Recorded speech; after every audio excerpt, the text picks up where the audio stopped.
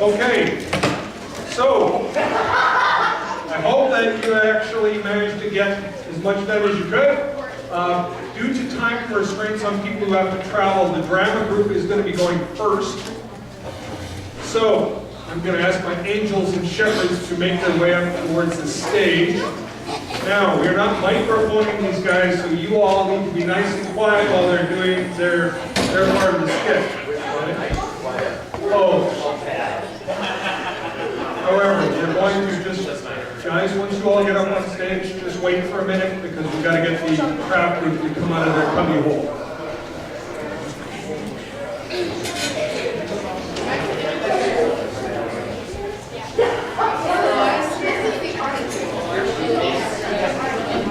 How's the art? He's allowed to see. Just so you know, no, he was here. He was here. He wasn't this year. He wasn't this year. I was 7. I gotta go to the Go and sit with your group. How good is your Coco?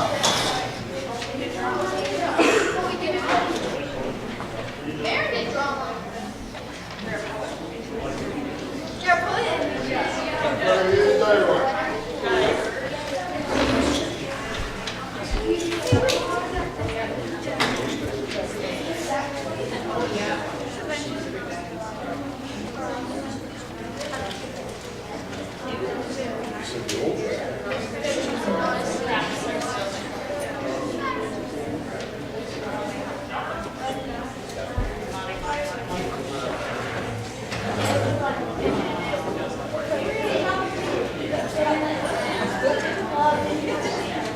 All right.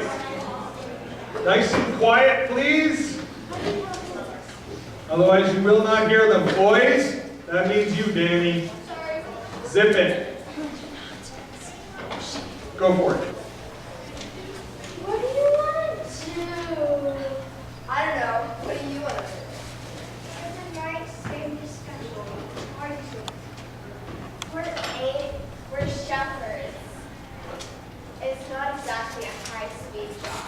Do not be afraid! Now! Seriously? I think some of my angel classes. What are angel classes? They're basically like sunglasses, except looking at angels. What are sunglasses?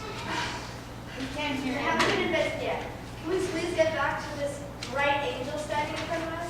Are you done now? Can I get back to what I was saying? Thank you. Do not be afraid. You already said that. Today in the town of Bethlehem, a Messiah has been born. Really? The Messiah? Now, after 400 years, God decides to send the Messiah. Boy, do you need proof? No, I'm going to do this. Proof is in the pudding. You will find the baby wrapped in swaddling cloths, lying in a manger. Swallowing up, manger, according to the Glory to God in the highest, and on earth peace and goodwill to all men. double laugh. Let's go to Bethlehem and see if this is all really true. I did.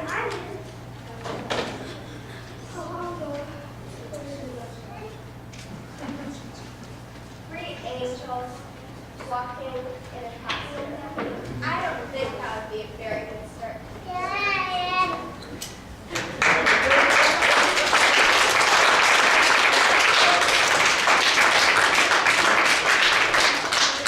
Well, the next time your kids tell you that they can't act, you put that together in 15 minutes. So, well done, guys.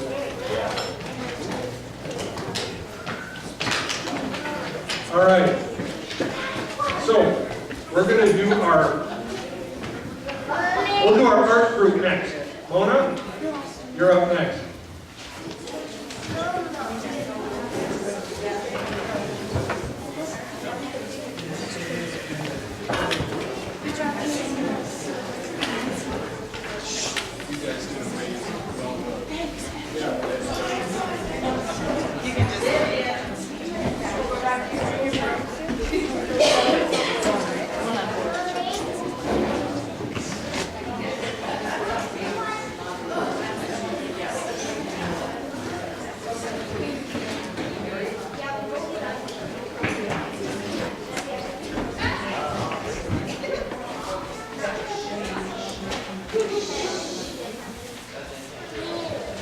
About that time, Caesar Augustus ordered a census to be taken throughout the empire. This was the first census when Quirinius was governor of Syria. everyone had to travel to his own. Ancestral hometown to be accounted for. So Joseph went from the Galilean town of Nazareth up to Bethlehem in Judah, David's town, for the census. Did you know that from Nazareth to Bethlehem is some 80 miles? He went there with Mary, His fiancée, who was pregnant. While they were there, the time came for her to give birth. she gave birth to her firstborn. She wrapped him in a blanket and laid him in a manger because there was no room in the inn.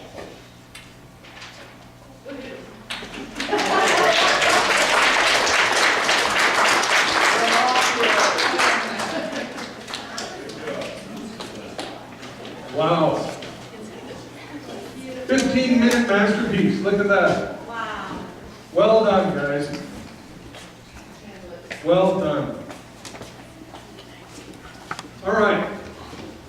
Let's have our music group up next.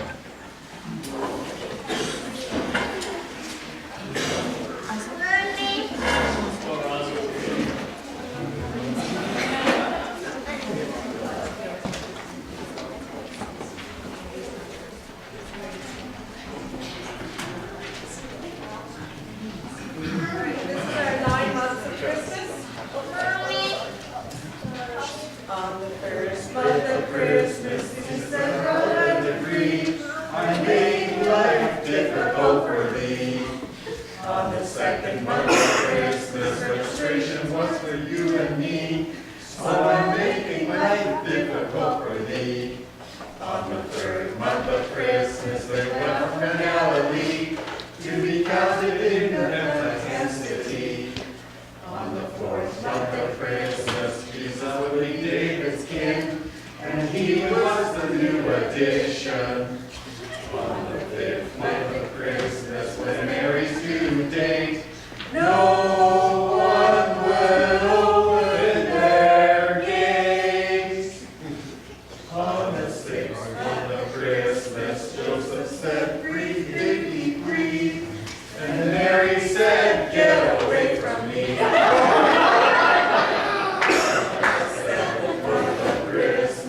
Savior born to be, and Mary said, "I need a cup of tea." On the eighth month of Christmas, he was wrapped in swaddling clothes, and Mary said, "I think he has my nose." On the ninth month of Christmas, they laid him in the hay, where the sheep and oxen like to play.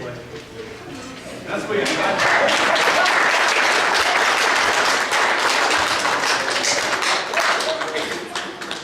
All right. Poetry group, you're up next.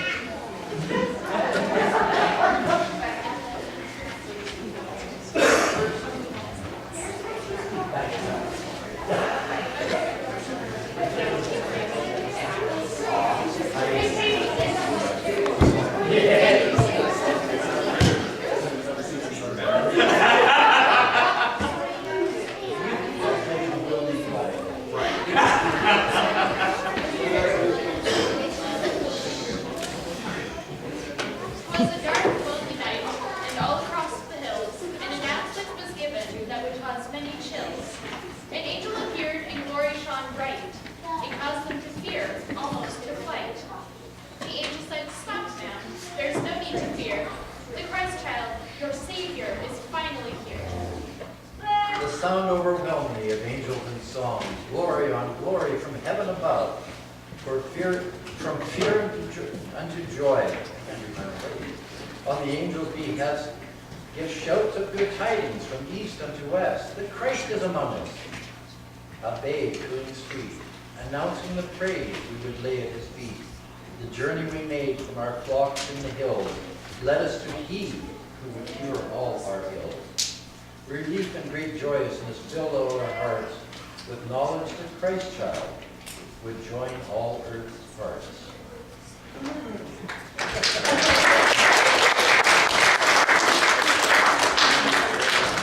Well done. All right. Our food group. No, we need to go before that. Okay. Craft group instead. There we go. Battle of who gets to go second last.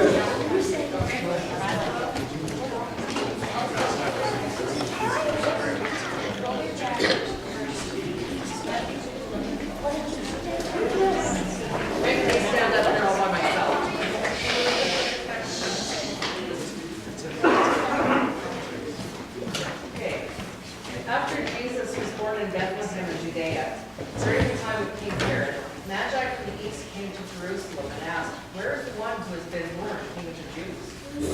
We saw his star when it rose, and we had come to worship him." When King Herod heard this, he was disturbed, and all Jerusalem with him. When he had called together all the people's chief priests and teachers of the law, he asked them where the Messiah was to be born. "In Bethlehem in Judea," they replied. "For this is what the prophet has written.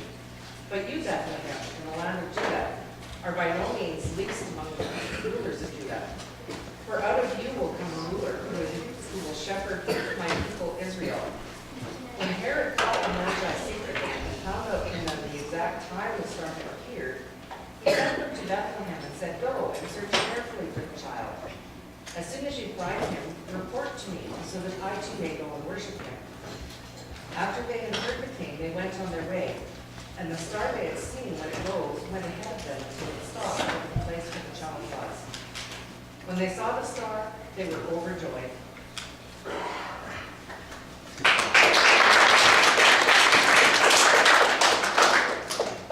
All right, I have just a few thoughts I want to share on that, and I don't have it fancy written out like Mona did, so we're going to have to fumble through it. You might wonder who were these wise men or magi, and I think we can tell fairly clearly from the story that one of the things they did was study the skies because they noticed the star. And I thought that was really neat. Sean has recently been studying a statistic, and I didn't confirm it with him, so I'm going to let him tell you the statistic about astronomers. Yep. Astronomy is actually the one occupation that has the highest percentage of believers in it, even higher than that of pastors, believe it or not. Yeah. So here we have some ancient astronomers studying the skies, and in it they saw obviously something noteworthy, something that set them on this long journey that Mona mentioned. No, Mona mentioned the journey of Mary and Joseph. All right, a journey even longer, because it would have been a great distance to travel, to see this newborn king. And we heard in the passage that they looked in the wrong place, but then Herod's learned men sent them in the right direction. And you may wonder, what kind of star was this, and how can it move? Stars don't really move, and what's going on? And we have a lot of theories on that. We don't really know. But some people think it was a comet that appears only every, once in a lifetime type of thing. I recently read a theory about, and I have to write this down because I can't get the words straight, about a conjunction of two planets, Jupiter and Venus. And they made some very good points historically and all that. So if that interests you, you can look that up. Of course, it could just simply be that by a miraculous move of God, he made it appear. But is it any less miraculous if he planned well in advance at the creation of the universe for the star to appear at the right time? In my books, that looks just the same.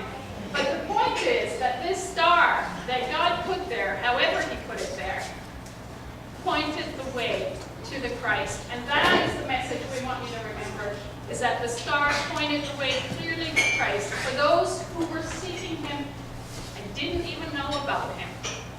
And we have a little gift for each family to take home. If you guys want to start bringing those, gentle with them because the glue hasn't had a ton of time to dry.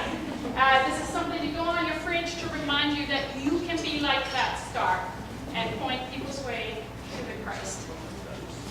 Thank you. All right. And our last group is the food group.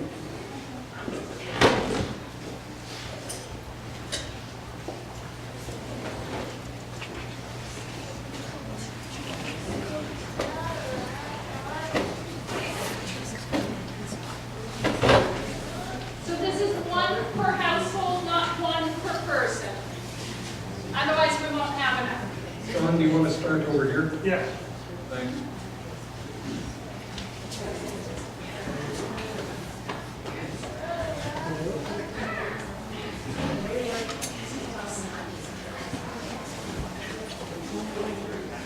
Okay, this is from Matthew 2, verse 11 and 12. And when they were come into the house, they saw the young child with Mary, his mother, and fell down and worshipped him. And when they had opened their treasures, they presented unto him gifts, gold, frankincense, and myrrh. And being warned of God in a dream that they should not return to Herod, they departed into their own country another way. So we're going to use food to explain the wise men. And the thing about gold, well, not necessarily gold, frankincense and myrrh are spices, seasonings. They can be made in essential oils. Back then, and still to an extent today, were worth a lot of money. So they were given to to Mary and Joseph to help them pay their way. They helped them escape from Egypt. And also I find interesting the reasoning with why gold, why frankincense and myrrh. Gold was a gift given to the king. So they were acknowledging the fact that this was their gift. Frankincense was used often by priests. So it was acknowledging the fact that he was going to live his life as a priest, teacher. And myrrh was used to embalm bodies, so it was representative of Jesus wanting to die for our sins.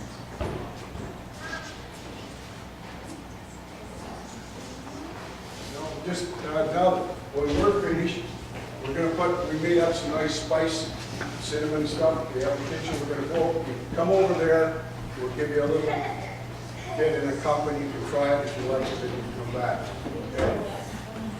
It's apple cider. What's that? All right. So, to avoid the chaos of too many people at once, we're going to start with the table where Vivian and Barry are sitting back there. So you can head over and get some apple cider, and there are some cookies over here on the table. So, I want to thank everybody for their participation in helping us to tell the story of Christmas today in a different way. It's easy to sit in a chair and have somebody tell you the story year after year, but actually having to take a look at it from a different lens helps. However, there is something that I wanted to share really briefly this morning, and I do mean briefly. One of the things about the story that has really hit me this year is actually about the shepherds.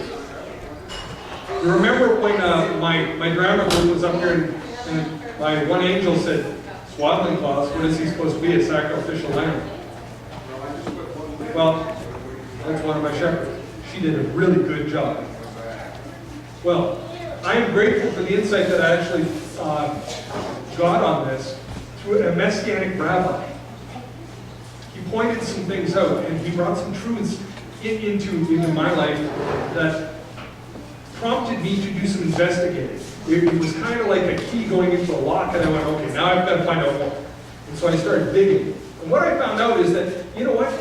We Gentiles have this tendency to be very fact-focused. We like dates and times and information, but Jewish historians are temple-focused. They investigate everything from the basis of the temple. And so when I started digging, I found a couple of things that I want to just point out. First off, Bethlehem means the city of bread.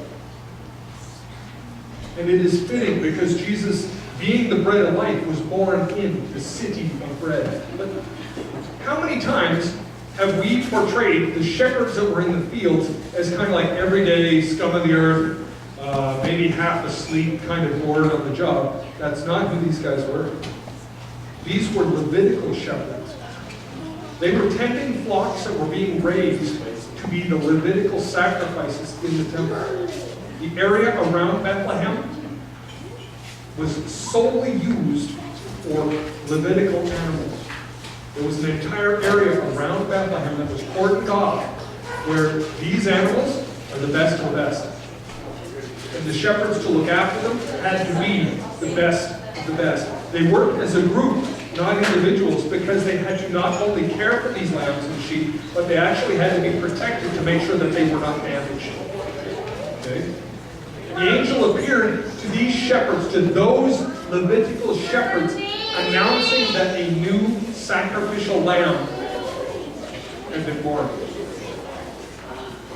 The third thing, most of you know that the stable wasn't really a stable. It was more like a cave.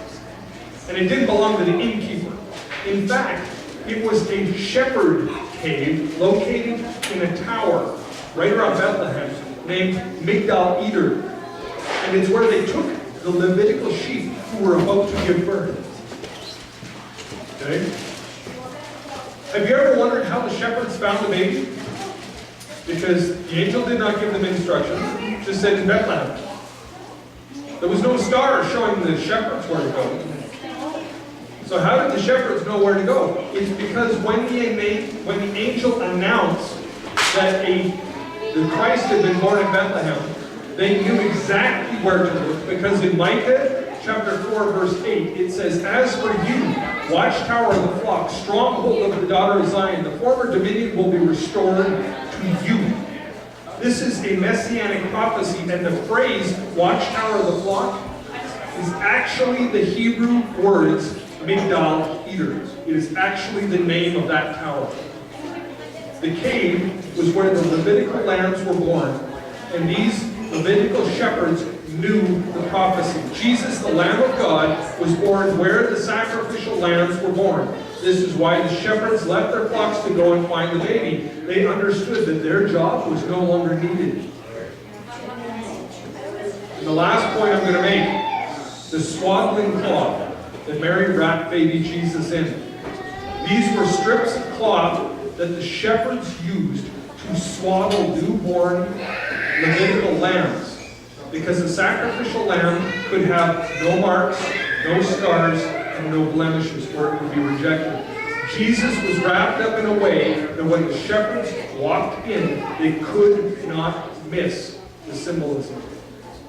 So as you celebrate, whether it's tonight or whether it's tomorrow, remember that God set up this birth to loudly proclaim to the entire Jewish world that this swaddled child, lying in a stall in Migdal Eder, was none other than the promised sacrificial Lamb of God, the final sacrifice for mankind.